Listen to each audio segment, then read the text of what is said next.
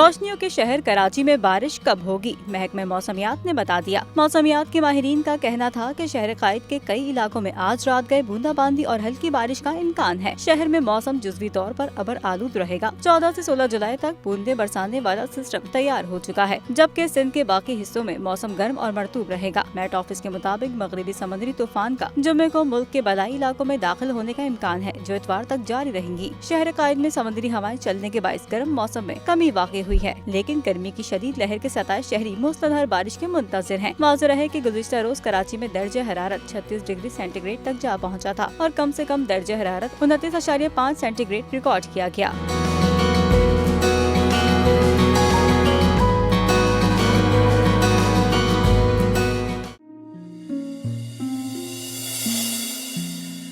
अपना घर मईशत का पहिया भी घूमेगा, मजदूर भी सर उठा के जिएगा।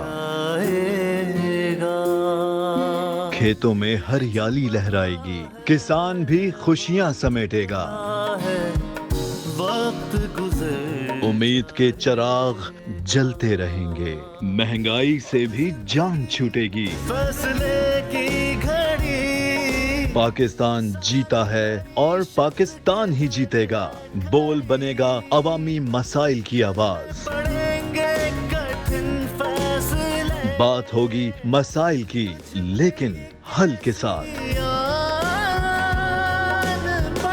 देखिए खुसूसी नशरियात मिशन मईशत बुध के रोज 1 बजे सिर्फ बोल न्यूज पर।